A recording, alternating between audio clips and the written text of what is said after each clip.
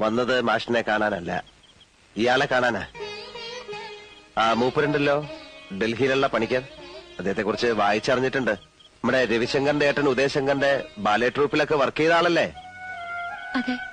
ആ, അപ്പോ തെറ്റിയിട്ടില്ലേ? ഒന്ന് ശരിക്ക് സൽക്കരിക്കണം എന്നൊക്കെ ഉണ്ടായിരുന്നു.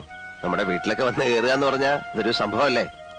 പക്ഷെ എന്താ ചെയ്യാ, വന്ന് കയറി മുഖത്തടിച്ച പോലെ എന്നെ കുറെ ശകാരിച്ചിട്ടങ്ങ് പോയി.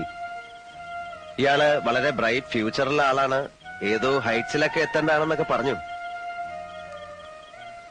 ഞാനൊരുത്തൻ കാരണം അതെല്ലാം ഉപേക്ഷിച്ചു എന്നറിഞ്ഞതിലുള്ള ദേഷ്യമായിരുന്നു മൂപ്പർക്ക്. എന്നോട് തന്നെ വന്ന് കാണണമെന്നും വേണച്ചാ കാലു പിടിക്കണം എന്നൊക്കെ പറഞ്ഞിരിക്കുക.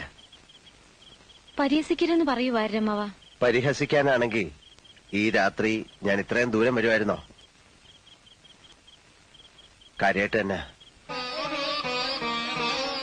ആ ചിലങ്ക കെട്ടിക്കൂടെ? കേട്ടോ.